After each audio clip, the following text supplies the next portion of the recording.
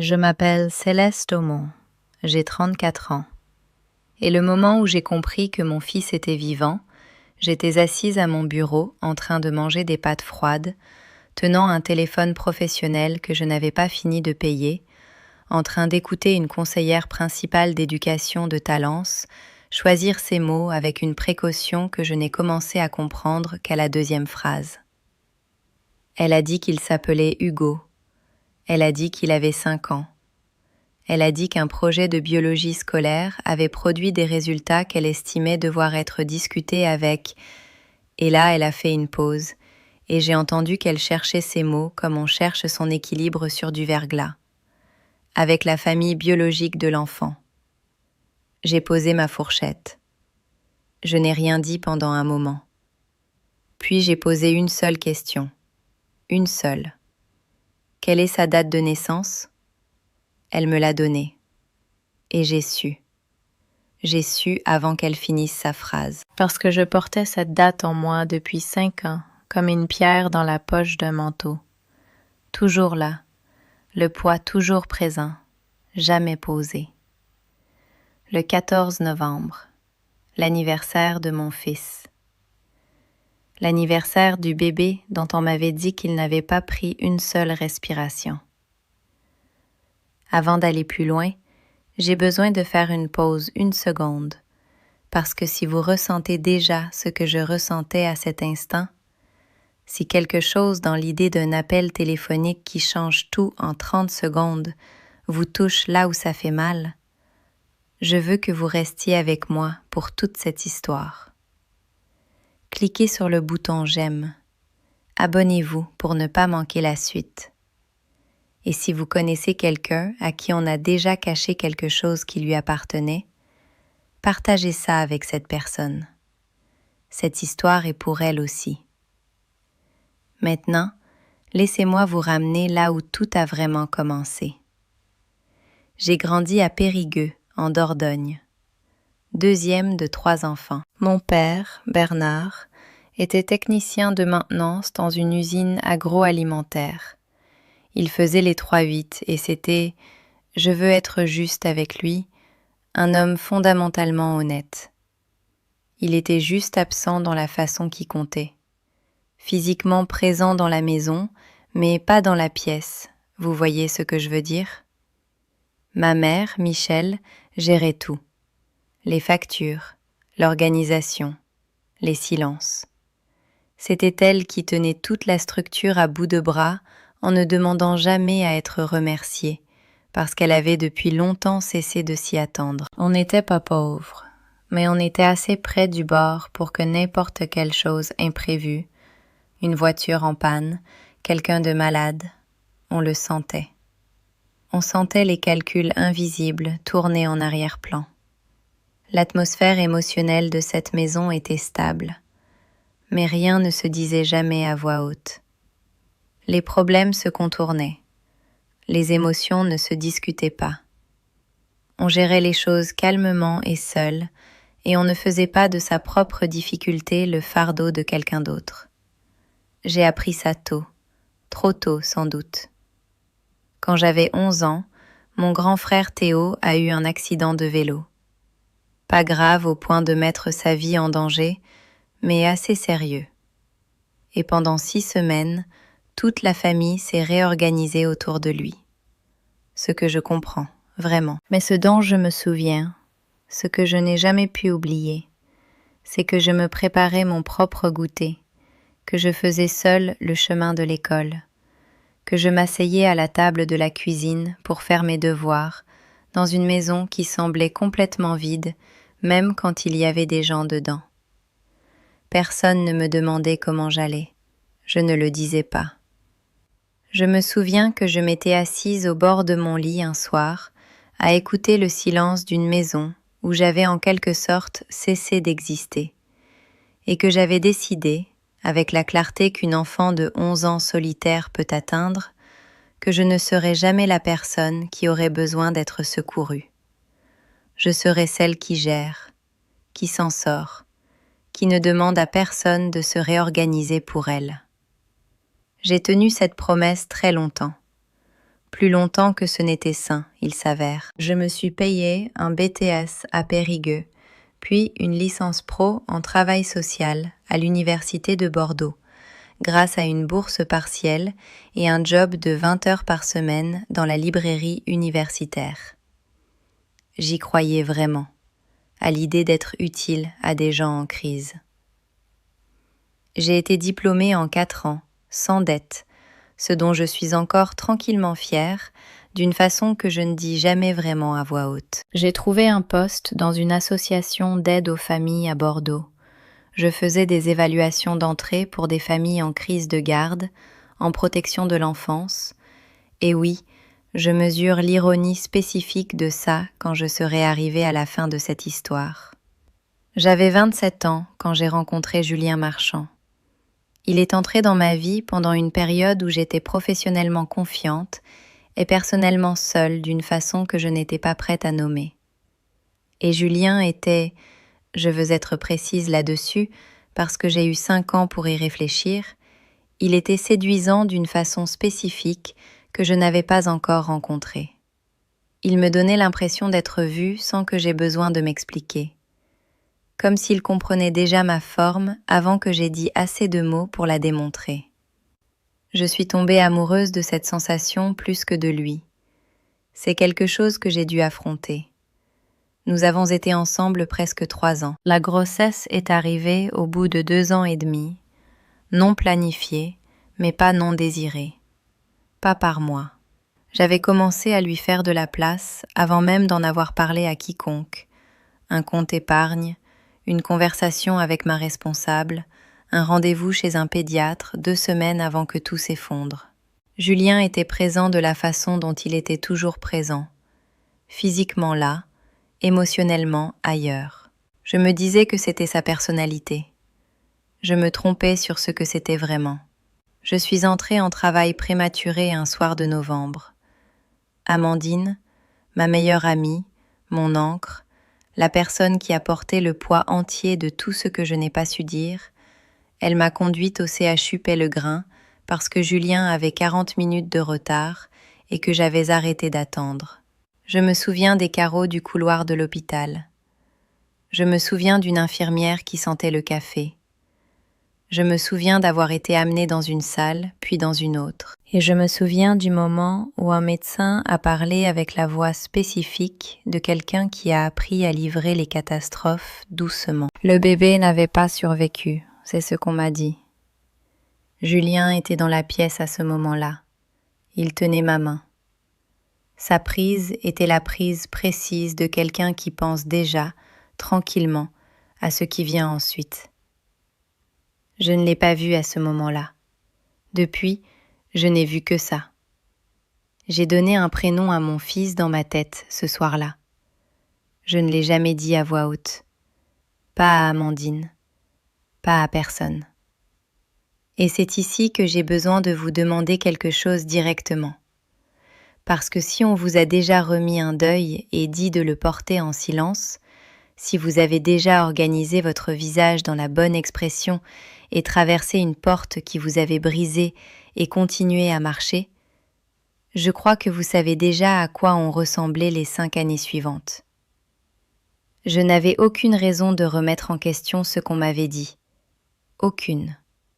On ne remet pas en question un certificat de décès. On ne remet pas en question un médecin. On ne remet pas en question l'homme qui vous tient la main. En survie, c'est tout. J'ai survécu comme j'avais appris à survivre à tout depuis mes 11 ans. J'ai organisé, j'ai travaillé. Je courais le matin avant que Bordeaux se réveille. Je me suis construit une vie qui ressemblait, de l'extérieur, exactement à celle d'une femme qui avait traversé son deuil et qui avait avancé. Ce dont je n'avais pas avancé, ce qui vivait sous les courses matinales et le club de lecture et l'appartement propre.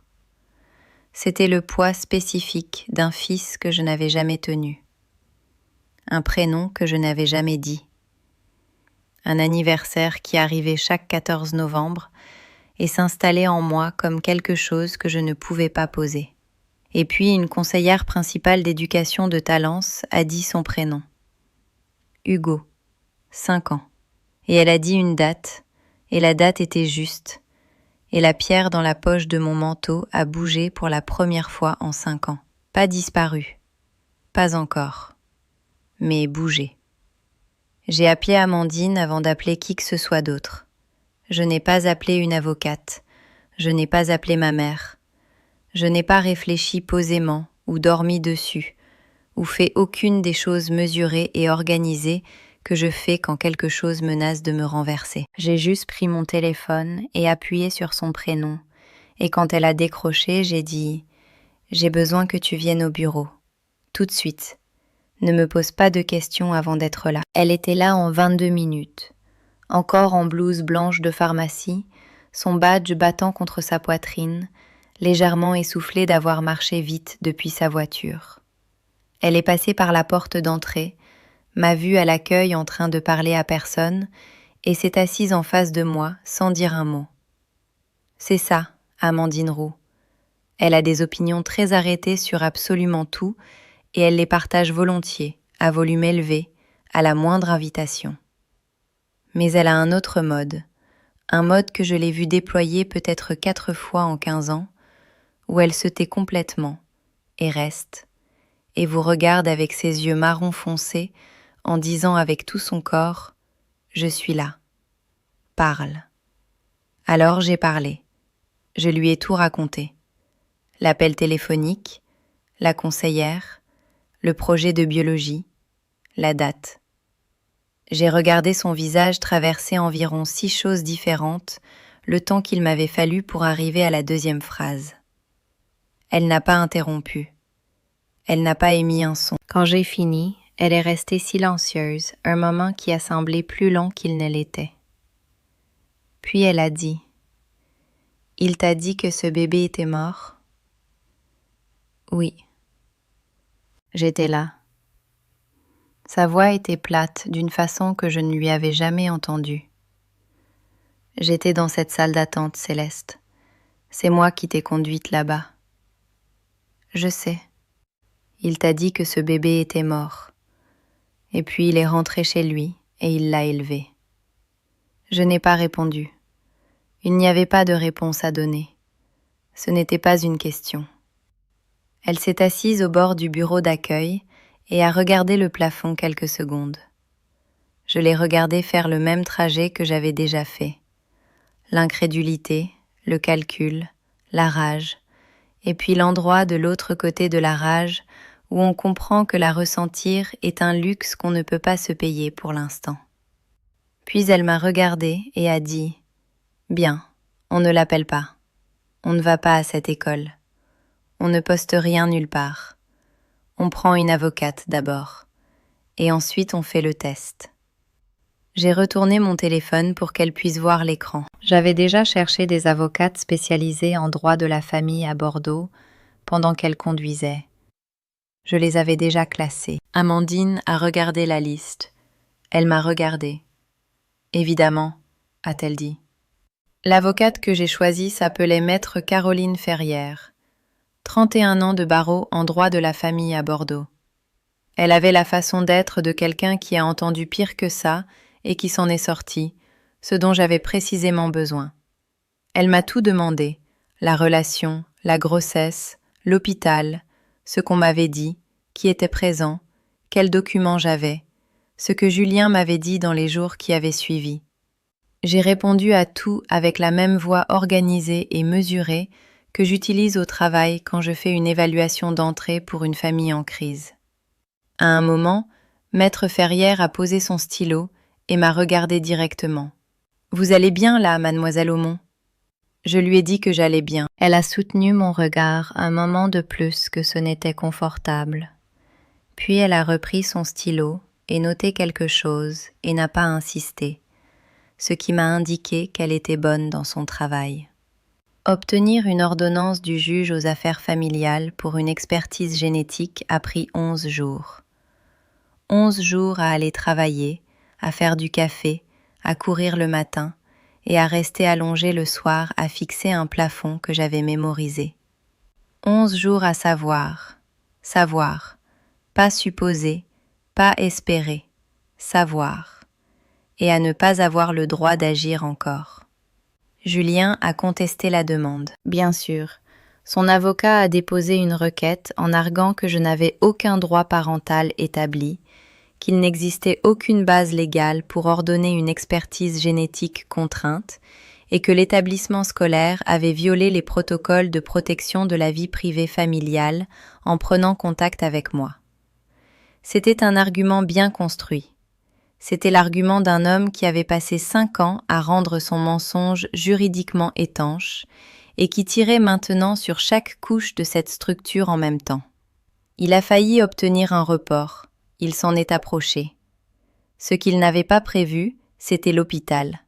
Maître Ferrière a émis une réquisition pour les dossiers médicaux au CHU Pellegrin. Et ce qu'elle a trouvé, ce que Julien semblait avoir cru scellé ou inaccessible ou simplement assez loin dans le passé pour que personne n'aille chercher, c'était un dossier qui contredisait directement le certificat de décès qu'il avait fait établir. L'enfant avait été mis au monde vivant. Il existait un acte de naissance vivant. Et contre cet acte, un certificat de décès avait été enregistré. 2 documents, côte à côte. L'un d'eux n'était pas vrai. Quand Maître Ferrière a posé ces 2 documents devant le juge aux affaires familiales, la requête en report s'est effondrée. L'expertise génétique a été ordonnée. Je veux que vous preniez un moment avec ça, parce que j'y pense tout le temps. Je pense au fait qu'il a fait établir un certificat de décès. Ce n'est pas un mensonge paniqué, dit dans une chambre d'hôpital. C'est un acte délibéré, documenté. Il a trouvé quelqu'un, ou il a trouvé un moyen, et il a mis par écrit que mon fils n'existait pas. Et puis il est rentré chez lui. Et il a construit une vie. Et il a continué à la construire, année après année, pendant que je portais un deuil pour quelqu'un qui était vivant. Je me demande si vous avez déjà découvert que quelque chose qu'on vous avait dit avec une certitude absolue, quelque chose autour duquel vous aviez organisé toute votre compréhension de votre propre vie, était simplement faux. Pas mal souvenu, pas exagéré. Un mensonge, documenté, entretenu, défendu. Laissez ça en commentaire parce que je lis chacun d'entre eux et je veux vraiment savoir qu'est-ce qu'on fait de soi dans les jours entre le moment où on apprend la vérité et le moment où on a le droit de faire quelque chose. Parce que ces 11 jours ont été les plus longs de ma vie et je ne sais toujours pas exactement comment je les ai traversés. Les résultats sont arrivés un mardi matin. J'étais assise à la table de conférence du cabinet de Maître Ferrière. Amandine était à côté de moi, encore dans son manteau parce qu'elle avait oublié de l'enlever en entrant. Il y avait un gobelet de café en carton devant moi que j'avais tenu pendant 20 minutes sans boire. Maître Ferrière a fait glisser le document sur la table sans préambule. Probabilité de maternité biologique, 99,98%. Je l'ai lu 2 fois. Puis j'ai regardé Amandine. Puis, pour une raison que je ne m'explique pas encore tout à fait, j'ai regardé mon reflet dans le verre sombre de la fenêtre de la salle de réunion. Et j'ai pensé à la couleur de mes propres yeux. Noisette. Vert doré, selon la lumière. J'ai posé le document très soigneusement, comme si c'était quelque chose qui pouvait s'abîmer. Je n'ai pas pleuré, je n'étais pas surprise. Je savais depuis l'appel téléphonique ce que ce papier allait dire. Ce que je ne savais pas, ce que je commençais seulement à comprendre, assise dans cette salle de réunion un mardi matin, c'était quoi faire de 5 ans de deuil qui avaient été orientés dans la mauvaise direction. J'avais pleuré une mort qui n'avait jamais eu lieu. J'avais porté ce deuil et organisé ma vie autour et fait la paix avec lui de la façon mesurée et gérée dont je faisais la paix avec tout. Et maintenant, quelqu'un me disait que tout ça était à la mauvaise adresse. Que le deuil était réel, mais que l'histoire en dessous ne l'était pas. Maître Ferrière parlait. Elle expliquait les prochaines étapes, le dispositif de visite encadré, la médiation, la date d'audience. Je l'entendais. Je prenais des notes sur le petit carnet que je garde dans la poche de mon blazer, de la même façon que je prends des notes au travail. Mon écriture était régulière. Elle l'est toujours. Ce que Maître Ferrière ne pouvait pas voir, ce que je faisais en sorte qu'elle ne voie pas, c'est que sous la table, ma main gauche était à plat sur ma cuisse, doigts écartés, appuyant vers le bas comme si j'essayais d'empêcher quelque chose de remonter par le sol.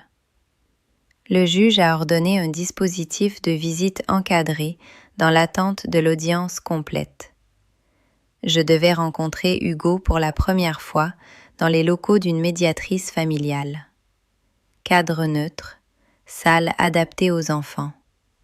Une médiatrice qui avait l'habitude. On m'a remis une liste de choses à ne pas dire. On m'a conseillé de le laisser aller à son rythme. Je suis arrivée 12 minutes en avance. Je me suis assise sur une chaise en plastique dans la salle d'attente et j'ai regardé mes mains, les ongles courts sans vernis, la légère rugosité due aux années de papier et de matin froid, la petite cicatrice à la base du pouce gauche d'un accident avec un cutter à 22 ans. J'ai regardé mes mains et j'ai pensé, ce sont ces mains qui auraient dû l'accueillir. Et j'ai pensé, arrête, ne fais pas ça ici, pas maintenant. Tu organiseras plus tard.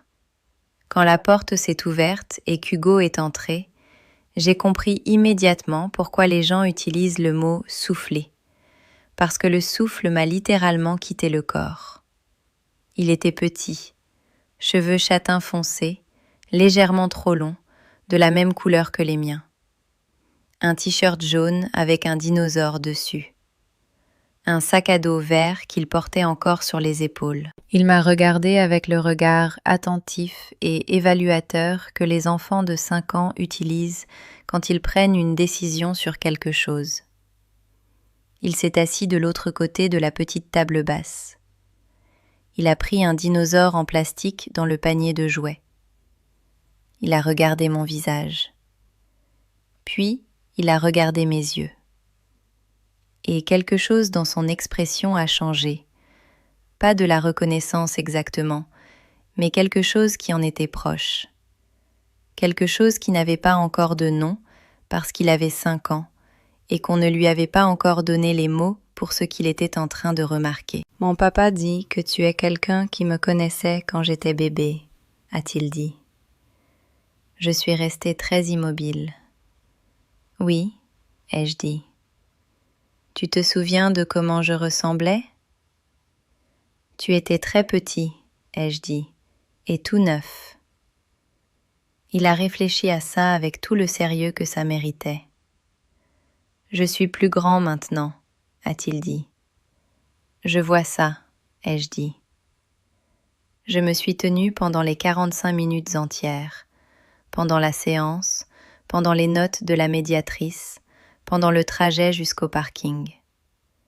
Je suis montée dans ma voiture et je me suis assise un moment, et puis j'ai appelé Amandine et j'ai dit « Il a mes yeux » et je n'ai plus pu dire quoi que ce soit pendant 4 minutes. Et Amandine est restée en ligne et n'a pas essayé une seule fois de remplir le silence. Pendant que j'étais assise dans des parkings à essayer de me rappeler comment respirer, le monde de Julien Marchand faisait ce que font les choses construites sur du vide. Il se contractait. Isabelle Marchand n'était pas partie immédiatement quand la procédure judiciaire avait commencé. Elle n'avait pas fait ses valises, ni appelé sa sœur, ni fait aucune des choses visibles et dramatiques que fait un conjoint trahi dans les films. Ce qu'elle avait fait était plus difficile que tout ça. Elle était restée. Elle s'était assise à la table de la cuisine, en face de son mari, et elle avait commencé à poser des questions. Je sais ça parce que Maître Ferrière me l'a dit, et je le sais parce qu'Isabelle me l'a dit elle-même, lors d'une conversation pour laquelle je n'étais pas préparée et dont je ne me remettrai jamais tout à fait, dans le meilleur sens du terme. Mais je vais trop vite. Ce qu'Isabelle a fait, dans ses premiers jours, c'est reprendre 5 ans de choses qu'elle avait acceptées sans les examiner. Elle est, et je veux être précise sur cette femme parce qu'elle mérite la précision, elle n'est pas naïve. Elle n'est pas le genre de personne qui rate les choses. Elle est le genre de personne qui, quand elle aime quelqu'un, choisit de lui faire entièrement confiance et vit à l'intérieur de ce choix avec tout son cœur. La différence est importante. Elle n'a pas été trompée parce qu'elle était stupide. Elle a été trompée parce qu'elle était fidèle. Et Julien savait exactement avec quoi il travaillait. Elle m'a dit plus tard qu'il y avait toujours eu une chose qui ne s'était pas tout à fait mise en place. Un fil qu'elle n'avait jamais tiré. Quand Julien avait amené Hugo dans leur vie à 4 mois, il lui avait dit que la mère biologique avait volontairement renoncé à ses droits parentaux. Signé les papiers. Voulu une séparation nette. Pas de complications, pas de contact, pas de procédure judiciaire. Une femme qui avait simplement tourné le dos à son propre enfant. Isabelle avait trouvé ça difficile à imaginer. Elle avait fait une fausse couche avant leur mariage et elle savait dans son corps ce que ça fait de perdre un enfant avant même de l'avoir vraiment tenu. L'idée de choisir cette perte ne lui avait jamais semblé tout à fait réelle. Mais Hugo était en bonne santé. Hugo était aimé. Hugo était le sien dans tous les sens qui lui semblaient réels. Et alors, elle avait rangé le fil quelque part où elle n'allait pas, comme font parfois les gens qui aiment profondément quand ils choisissent de ne pas regarder les choses qui leur coûteraient tout. « Montre-moi les papiers », a-t-elle dit à Julien, quelque part dans la première semaine après que l'ordonnance d'expertise génétique avait été rendue. Il a dit qu'il allait les retrouver. « Montre-moi les papiers », a-t-elle redit 3 jours plus tard. Il a dit qu'ils étaient probablement dans des cartons du dernier déménagement. La 3e fois, elle n'a pas formulé ça comme une question. Elle s'est assise en face de lui, à cette même table de cuisine, et elle a dit « Julien, il n'y a pas de papier. » Et elle a regardé son visage. Elle m'a dit que son visage avait tout confirmé avant qu'il ait dit un seul mot. Elle a emmené Hugo chez sa sœur à Périgueux le lendemain matin. Elle a dit à Julien qu'elle avait besoin de temps pour réfléchir. Elle n'est pas revenue.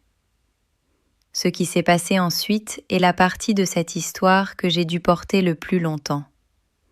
Parce qu'il aurait été tellement simple, tellement propre émotionnellement, si Isabelle Marchand avait été quelqu'un contre qui j'aurais pu être en colère.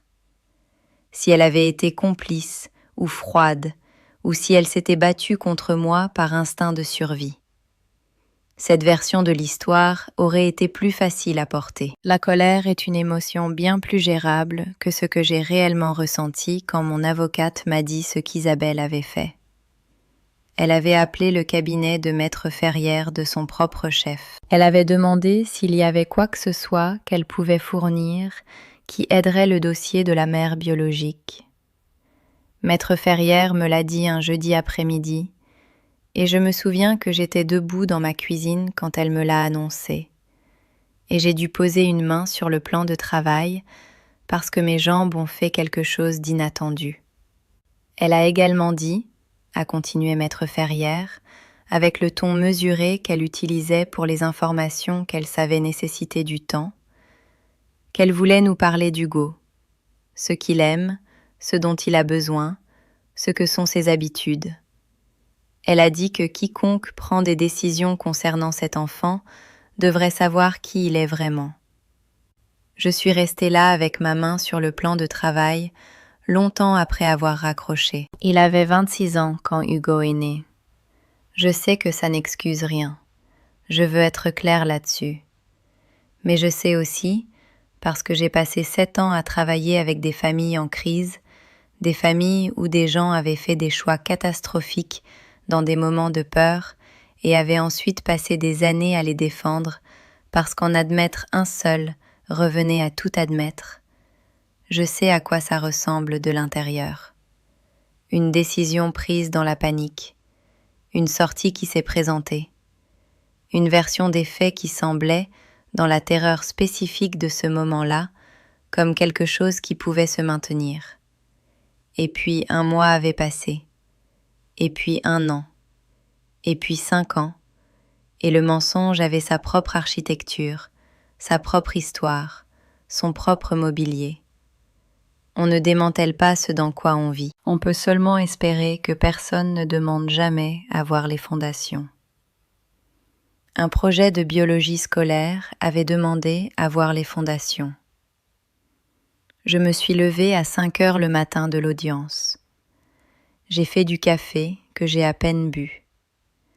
J'ai mis les vêtements que j'avais préparés la veille, un pantalon droit noir, une chemise blanche, le même blazer caramel que je portais le jour où la conseillère principale d'éducation m'avait appelée, parce que quelque chose en moi avait besoin de cette continuité. J'ai touché le médaillon à ma gorge. J'ai pris mon sac. Amandine attendait devant mon immeuble dans sa voiture. Elle était là depuis 4h55. Elle n'a rien dit quand je suis montée. Elle a juste mis la voiture en route. On a dépassé la sortie pour Périgueux sur la 10 et j'ai pensé à mon père faisant ses 3-8. J'ai pensé à ma mère gérant tout à bout de bras sans jamais demander à être remerciée. J'ai pensé à une petite fille de 11 ans qui se préparait son propre goûter et qui avait décidé qu'elle ne serait jamais celle qui aurait besoin d'être secourue. J'ai pensé, elle avait tort. Cette petite fille avait tort. Et il m'a fallu 23 ans de plus pour le comprendre. Le tribunal judiciaire de Bordeaux était à 40 minutes de route. On n'a pas beaucoup parlé. À un moment, Amandine a tendu la main et monté le chauffage sans demander, parce qu'elle sait que je suis frileuse quand je gère quelque chose. J'ai regardé le paysage de la Gironde se lever pâle et sec dans le petit matin, et j'ai respiré de façon mesurée et délibérée, comme je respire quand je fais une évaluation d'entrée avec une famille qui a besoin que je reste stable pour qu'elle puisse s'effondrer en sécurité. On s'est garé, on a marché vers le bâtiment. Maître Ferrière nous attendait au bas des marches dans un manteau sombre, son porte-documents en cuir sous le bras, avec l'expression de quelqu'un qui a fait ça de nombreuses fois et sait exactement ce qui est nécessaire. « Vous êtes prête ?» a-t-elle dit. J'ai pensé à un petit garçon avec des cheveux châtain foncé et des yeux noisettes et un t-shirt jaune avec un dinosaure qui avait regardé mon visage et remarqué quelque chose pour lequel il n'avait pas encore les mots. « Oui », ai-je dit. Et je le pensais d'une façon dont je n'avais rien pensé depuis très longtemps. Julien était déjà à l'intérieur. Je l'ai vu de l'autre côté du couloir avant que les débats ne commencent. Et c'était la première fois que j'étais dans le même espace physique que lui depuis 5 ans. Il avait l'air, je veux être honnête là-dessus, il avait l'air de lui-même. Composé, bien habillé, le costume gris anthracite, la posture d'un homme qui a toujours cru que s'il a l'air d'être en contrôle, alors il doit l'être. Son avocat était à côté de lui et lui parlait à voix basse. Julien acquiesçait. Il a levé les yeux une fois et nos regards se sont croisés de l'autre côté du couloir. J'ai soutenu son regard exactement le temps qu'il m'a fallu pour décider que je n'avais rien à prouver dans ce moment-là. Puis j'ai détourné les yeux et je me suis retournée vers Maître Ferrière qui disait quelque chose concernant l'ordre des témoins. Ses yeux, quand ils ont croisé les miens, contenaient quelque chose que j'ai reconnu. Pas de la culpabilité exactement, pas tout à fait. Quelque chose qui ressemblait davantage à l'expression d'un homme qui vient de comprendre, pour la première fois, que la structure qu'il a construite est en train de s'effondrer pour de vrai. Pas menaçant de s'effondrer, en train de s'effondrer. Et qu'il ne reste plus rien à déposer, plus aucune requête à formuler, plus aucune histoire à raconter qui puisse l'arrêter. Ce regard m'a coûté quelque chose que je ne m'attendais pas à ce qu'il me coûte. Parce que sous le professionnel composé dans le costume bien coupé, j'ai vu pendant une seconde ce que je ne m'étais pas permis de voir en 5 ans de colère et de deuil. J'ai vu une personne qui avait peur. Pas peur des conséquences, bien qu'il l'était aussi. Peur de son fils. Peur de ce qu'Hugo finirait par comprendre sur qui était son père. Cette peur était réelle. Et c'était la première chose vraie que je voyais de lui depuis aussi longtemps que je m'en souvenais. Je me suis retournée vers Maître Ferrière. Elle m'a tendu une copie des dossiers médicaux. Je les ai tenus à 2 mains. On est entré dans la salle. La salle d'audience était plus petite que je ne m'y attendais. Je ne sais pas ce que j'avais imaginé. Quelque chose de plus cinématographique peut-être. De hauts plafonds et des boiseries et le poids de la gravité institutionnelle. Ce que j'ai eu, c'était une salle de taille moyenne avec un éclairage fluorescent et une juge qui portait des lunettes de lecture sur une chaîne de perles et qui avait, j'ai remarqué, un bloc-notes taché de café sur le pupitre qu'elle ne prenait pas la peine de cacher. Elle s'appelait la juge Moreau. Elle siégeait au tribunal aux affaires familiales de Bordeaux depuis 19 ans. Maître Ferrière m'avait dit, sans s'étendre, qu'elle était bonne. J'ai compris ce que Maître Ferrière voulait dire dans les 10 premières minutes. L'avocat de Julien a ouvert sur l'argument de la stabilité. C'était bien construit, et je veux être juste, ce n'était pas sans mérite. Il a parlé de l'environnement de vie établi d'Hugo, de ses attachements, de sa routine, de la perturbation qu'un changement de garde causerait nécessairement à un enfant qui n'avait connu qu'une seule vie. Il a parlé du lien biologique comme d'un facteur parmi d'autres dans la détermination de l'intérêt supérieur de l'enfant. Il était professionnel et mesuré, et il a développé ses points clairement. Il n'a pas mentionné le certificat de décès jusqu'à ce qu'il y soit obligé. Quand il y a été obligé, il l'a présenté comme une décision prise sous une pression émotionnelle extrême par un jeune homme qui n'avait pas compris toutes les implications juridiques de ses actes. Une erreur, pas une fraude. Un moment de mauvais jugement, pas une tromperie délibérée et soutenue. La juge Moreau l'a regardé par-dessus ses lunettes de lecture quand il a dit ça. Elle n'a rien dit. Elle l'a juste regardé un moment, puis elle a fait une note sur son bloc-notes taché de café, puis elle lui a fait signe de continuer. Maître Ferrière a pris la parole ensuite. Elle ne faisait pas de discours, elle présentait des documents. L'acte de naissance vivant, le certificat de décès établi contre lui. Les 11 jours de manœuvre juridique qui avaient tenté d'empêcher l'ordonnance d'expertise génétique. Les résultats de cette expertise. Elle les a disposés en séquence, l'un après l'autre, comme on dispose des preuves quand on veut qu'une histoire se raconte elle-même, sans qu'on ait besoin de l'éditorialiser. Puis elle m'a appelé à la barre. Je m'y étais préparée. Maître Ferrière et moi avions passé 2 séances à passer en revue chaque question qu'elle poserait et chaque question que l'avocat de Julien pourrait poser. Je connaissais la forme de ce que j'allais dire. Ce pourquoi je ne m'étais pas préparée, ce qu'aucune préparation n'aurait pu anticiper, c'était la qualité spécifique du silence dans cette salle quand j'ai commencé à parler. J'ai parlé de la grossesse, du travail, de l'hôpital, de la voix du médecin calibrée pour livrer les catastrophes doucement, de la main de Julien tenant la mienne pendant qu'il pensait déjà à ce qui venait ensuite. J'ai parlé des 11 jours entre l'appel de la conseillère et le test ADN. J'ai parlé de ce que le 14 novembre avait représenté chaque année pendant 5 ans, comme une date que je portais, sans comprendre pourquoi je ne pouvais pas la poser. J'ai parlé d'un prénom que j'avais donné à un enfant dans ma tête et que je n'avais jamais dit à voix haute.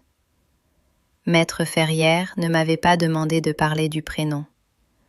Ce n'était dans aucune de nos séances de préparation.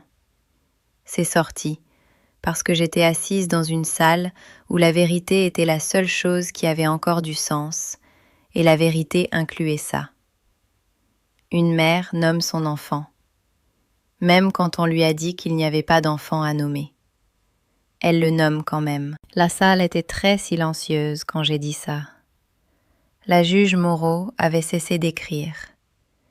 J'ai regardé mes mains posées sur mes genoux, les ongles courts, la légère rugosité, la petite cicatrice à la base du pouce gauche, et j'ai pensé « Arrête de performer la maîtrise de soi, dis juste la vérité, dis-la simplement et laisse-la être ce qu'elle est. » Alors je l'ai fait. Maître Ferrière a introduit la lettre d'Isabelle à la fin de la deuxième matinée des débats.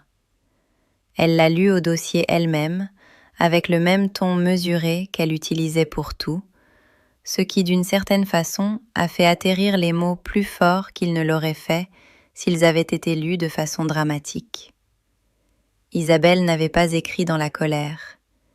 Il n'y avait aucune accusation dedans, aucun règlement de compte.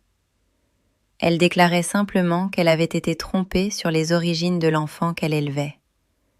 Elle déclarait qu'elle croyait que la mère biologique méritait d'avoir accès à son fils. Elle déclarait qu'elle était prête à soutenir un arrangement de coparentalité centré sur le bien-être à long terme d'Hugo, et qu'elle avait l'intention de maintenir sa relation avec Hugo indépendamment de l'issue judiciaire, parce qu'il la connaissait comme sa mère, et qu'elle ne voulait pas l'abandonner parce que son père avait fait des choix catastrophiques. Cette formulation, des choix catastrophiques, pas des monstres, pas du mal, des choix catastrophiques. Le genre qu'on fait et sur lequel on construit une vie et qu'on regarde ensuite s'effondrer. La juge Moreau a lu la lettre 2 fois. Je l'ai regardée la relire. Puis elle a levé les yeux vers l'avocat de Julien. « Avez-vous quelque chose à dire en réponse à cette lettre ?» a-t-elle demandé. Il y a eu une pause. « Non, madame la juge », a-t-il dit. C'est ce moment-là, c'est celui que j'ai retourné dans tous les sens chaque jour depuis. Le moment où j'ai besoin que vous restiez avec moi, parce que je n'ai pas de langage propre pour ce que ça a fait.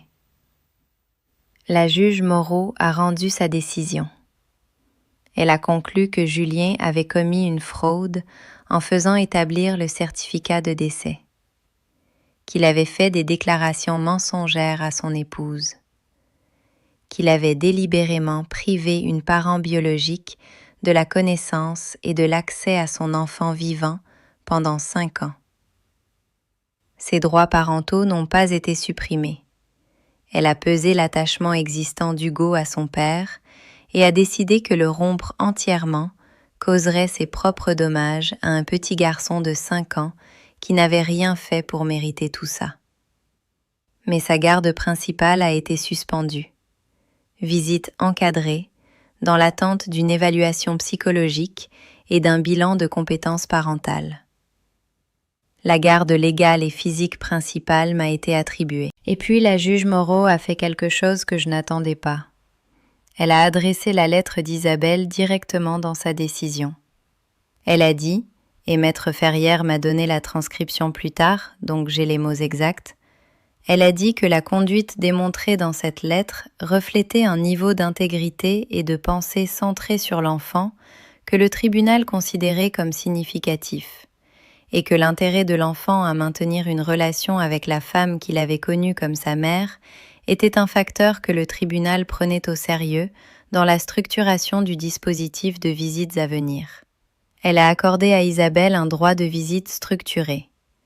Pas parce que Julien l'avait demandé, parce qu'Isabelle avait appelé le cabinet de maître Ferrière et leur avait dit qui était Hugo vraiment. Si vous avez déjà ressenti quelque chose de si grand que votre corps ne sait pas dans quelle catégorie le mettre, pas exactement de la joie, pas exactement du soulagement, pas exactement du deuil, mais une combinaison des trois arrivant simultanément dans une poitrine qui n'est pas tout à fait assez grande pour tout tenir. Alors vous savez ce que j'ai ressenti quand la juge Moreau a fini de parler. Je suis restée très immobile. Maître Ferrière a posé brièvement sa main sur mon avant-bras. Juste une seconde. Puis elle l'a retirée et est retournée à ses notes. Ce petit geste a défait en moi quelque chose que je tenais fermé depuis très longtemps. Si cette histoire touche quelque chose en vous en ce moment, si ce qui vient de se passer dans cette salle d'audience vous atteint quelque part que vous reconnaissez, je veux que vous cliquiez sur j'aime. Abonnez-vous si vous ne l'avez pas encore fait, parce qu'il reste encore une partie de cette histoire et j'ai besoin que vous soyez là pour elle. Ce qui se passe ensuite, ce qu'Hugo m'a dit 3 semaines plus tard, c'est la partie à laquelle je pense chaque jour. J'ai regardé Julien une dernière fois en quittant la salle d'audience. Il était assis à la table avec son avocat. Son avocat parlait. Julien n'écoutait pas. Il regardait la surface de la table devant lui avec une expression que je reconnaissais de mon travail. L'expression spécifique d'une personne qui vient d'arriver à la compréhension complète de ce qu'elle a fait et qui trouve que c'est trop grand pour être traité debout. Il avait l'air petit. Pas physiquement.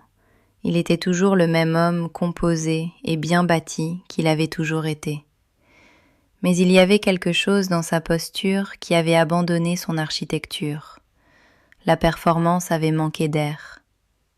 Je voulais ressentir de la satisfaction face à ça. J'ai attendu que la satisfaction arrive. Elle n'est pas venue. Ce qui est venu à la place était quelque chose de beaucoup plus silencieux et beaucoup plus difficile. Une sorte de deuil pour la personne qu'il aurait pu être s'il avait été assez courageux, à 26 ans, de faire un choix différent. S'il avait dit la vérité dans cette chambre d'hôpital. S'il avait eu peur et l'avait dit. S'il avait été le genre de personne qui peut regarder une situation qui le terrifie et décider que l'honnêteté vaut plus que la sortie. Il n'était pas cette personne. Je ne crois pas qu'il sache comment l'être. Ce n'est pas ma tragédie. Mais debout dans l'encadrement de cette porte d'audience, à le regarder assis dans les décombres de 5 ans de construction soigneuse, j'ai compris que c'était la sienne, et qu'il vivrait à l'intérieur pendant très longtemps. Je me suis retournée et je suis sortie. Amandine était dans le couloir. Elle était là depuis 2 jours, sur les chaises en plastique devant la salle d'audience, lisant le même roman qu'elle n'avait guère avancé de 50 pages, parce qu'elle n'arrêtait pas de lever les yeux vers la porte. Quand elle a vu mon visage, elle s'est levée. J'ai dit « On l'a ». Elle a traversé le couloir en 4 pas et m'a prise dans ses bras et a tenu bon, et je l'ai laissé faire, ce que la version de moi à 11 ans n'aurait pas su faire. J'ai laissé quelqu'un me porter. Je ne l'ai pas géré. Je ne l'ai pas organisé. Je me suis juste tenue dans un couloir du tribunal judiciaire de Bordeaux et j'ai laissé ma meilleure amie me tenir pendant que quelque chose que j'avais porté pendant 5 ans commençait, enfin, à descendre. Les conséquences sont arrivées sans que j'aie rien fait pour les provoquer. C'est la partie qui surprend toujours les gens quand je raconte cette histoire. Ils s'attendent à ce que j'ai manœuvré quelque chose, passé des appels, posté des choses, dit les bonnes choses aux bonnes personnes dans le bon ordre pour que l'information se propage comme je l'avais besoin. Je n'ai rien fait de tout ça. Je n'en avais pas besoin. La vérité, une fois qu'elle n'était plus maintenue sous l'eau, a simplement remonté à la surface.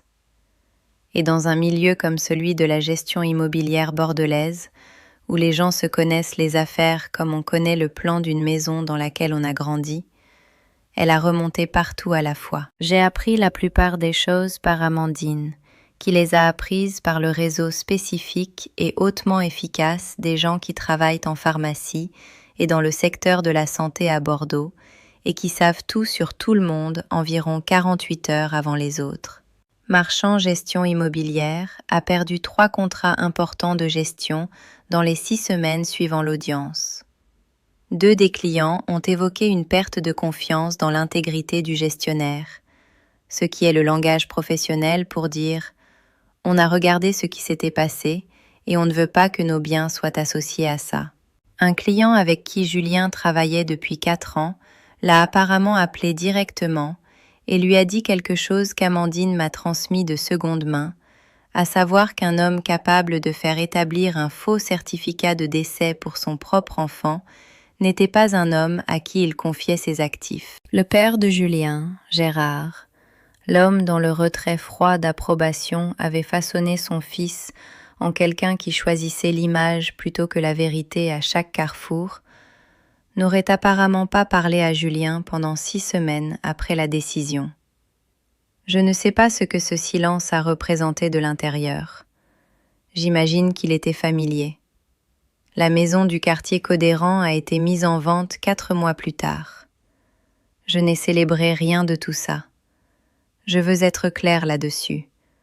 J'entendais ces choses et je les assimilais et je ressentais, pas de la satisfaction, pas exactement de la vindication, mais quelque chose qui ressemblait davantage à la reconnaissance tranquille que le monde avait simplement corrigé un déséquilibre.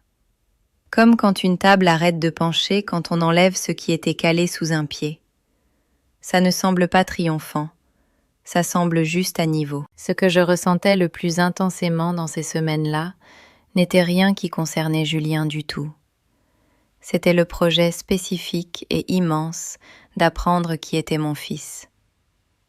Hugo aimait le jus d'orange, mais seulement sans pulpe, une distinction qu'il communiquait avec un grand sérieux. Il avait peur du bruit que faisait le détecteur de fumée quand la pile était faible. Il ne pouvait pas s'endormir sans que quelque chose joue doucement en fond. Pas de la musique, des voix, le murmure bas d'un podcast ou d'un documentaire sur la nature, quelque chose qui lui disait que le monde continuait autour de lui pendant qu'il se reposait. Il avait une façon spécifique de rire qui commençait dans ses épaules avant d'atteindre son visage.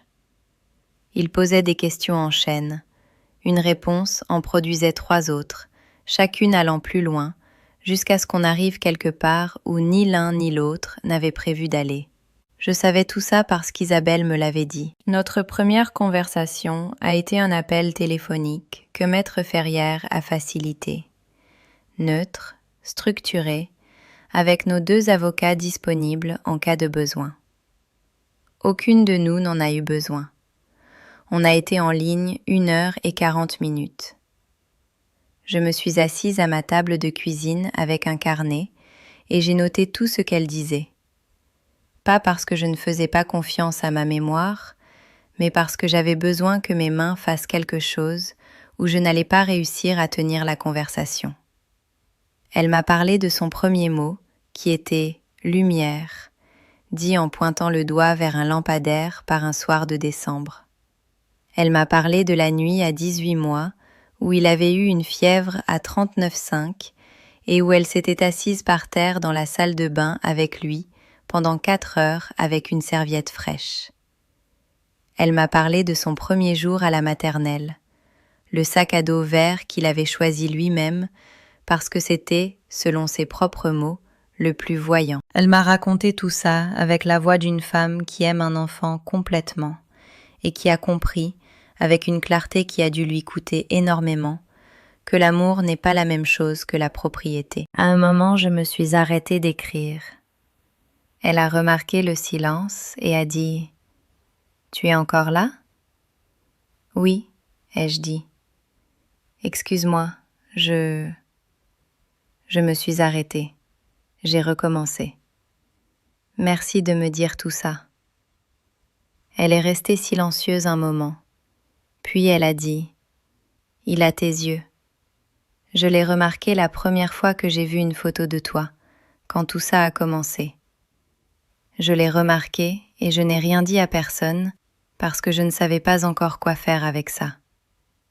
J'ai appuyé ma main à plat sur la table de cuisine. Je sais, ai-je dit.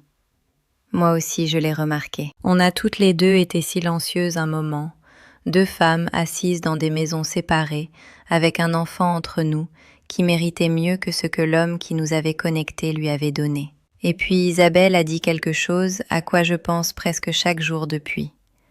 Elle a dit « Je ne veux pas être son autre mère. Je veux être quelqu'un qui l'aime. Je crois qu'il y a une différence, et je crois que ça compte. » Je lui ai dit que je pensais qu'elle avait raison. Je lui ai dit que je pensais qu'il avait de la chance de l'avoir, ce qui est une phrase que je n'aurais pas pu imaginer dire 6 mois plus tôt et que je pensais complètement au moment où je la disais. 3 semaines après l'audience, j'ai récupéré Hugo pour sa première nuit chez moi. J'avais passé les 10 jours précédents, avec l'aide joyeuse et parfois envahissante d'Amandine, à préparer une chambre pour lui. J'avais demandé à Isabelle quelle était sa couleur préférée, et elle avait dit jaune, sans hésiter. Et alors, j'avais peint les murs en jaune.